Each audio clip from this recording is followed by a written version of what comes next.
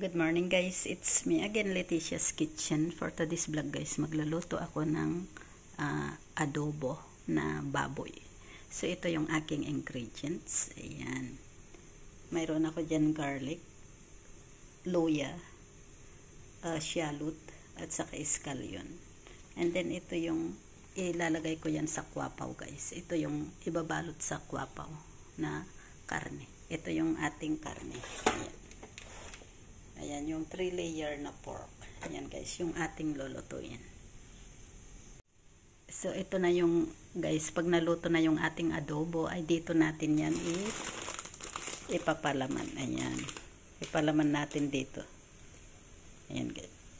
So, ito na guys, magluluto na tayo. Ito na yung ating kawali. Mainit na siya. At saka ito na yung ating ingredients. Ayan guys.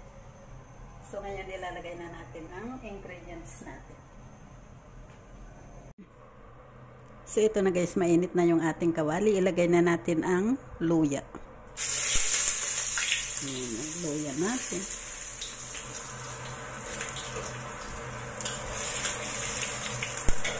At ilagay na rin natin ang escallion, garlic, at saka shallot.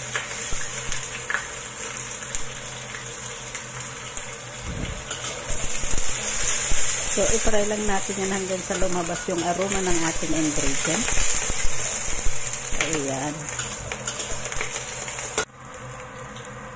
So, ngayon ilagay ko na ang karne.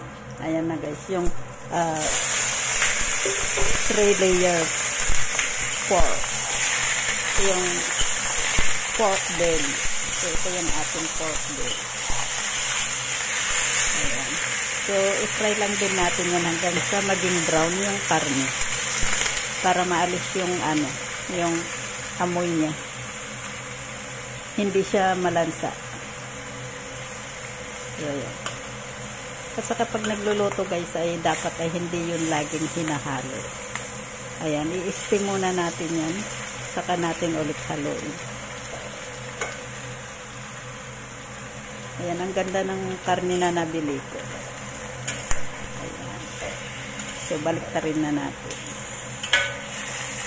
Ganyan lang guys.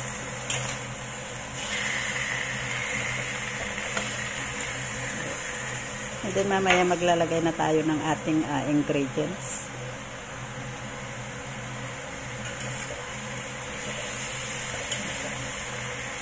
So, ito yung style ng mga Taiwanese. Ikain nila ito doon sa tinapay na yun, yung parang shuta.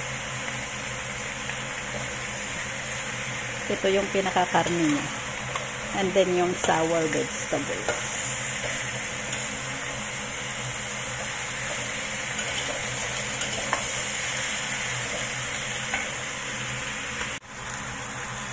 So ngayon maglalagay na rin ako ng sugar. I-caramelize muna natin yung sugar bago natin lagyan ng soy sauce. So, ito po. Ayan. Caramelize lang natin yan para maganda yung pagkaluto ng ating karne. Ayan, magkukulay siya.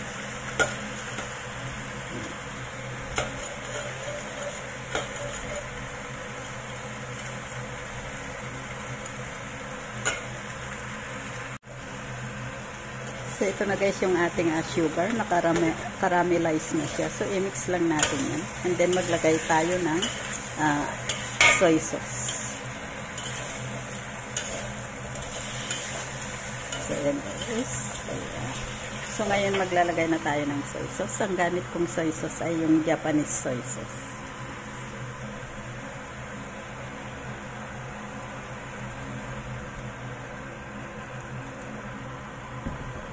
Yan. So, i-mix lang natin yan.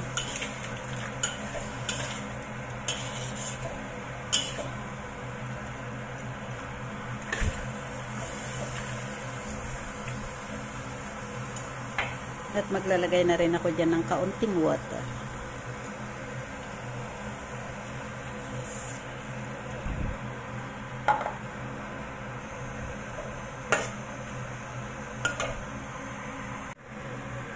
Ngayon maglalagay na ako ng ating spices. Ito yung mountain pepper. Ang lahat na gamit ko guys ay yung ano na siya, powder. Ayan yung mountain pepper, 5 spice, and star anise, and black pepper.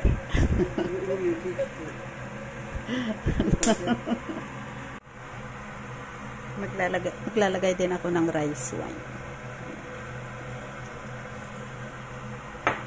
Then, takpan lang natin hanggang sa maluto siya.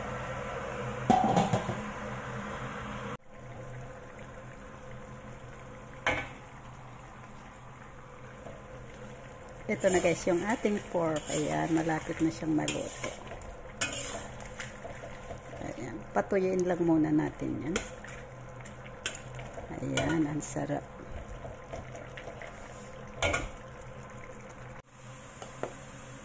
Ito pala guys, yung gagamitin sa kwapaw mamaya. So, ito ay yung mushroom ay na-fry ko na. Ngayon, ilalagay ko na itong sour vegetables. So,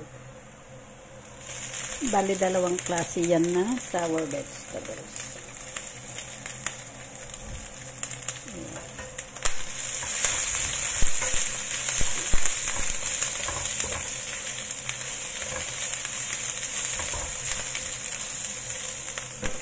Maglalagay tayo ng kaunting tubig. At ilagay na rin natin yung isang sour vegetable. Yung isa pala ay salty and sour.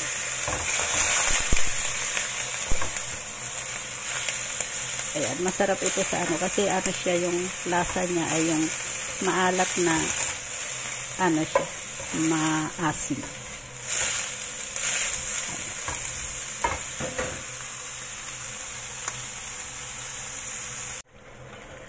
Ito na guys yung ating pork. So, pwede na natin yan i-serve.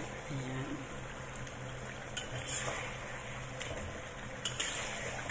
So, ayan na guys.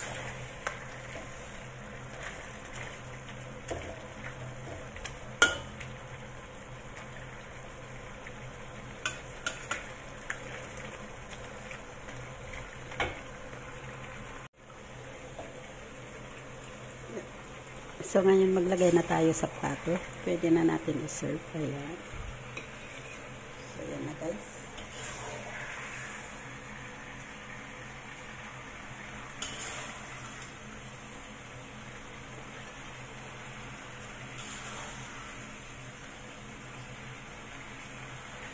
Ayan guys, ready to serve na yan. So, ayan lang guys. Thank you for watching. Please don't forget to click like and share. Thank you. Bye-bye. God bless.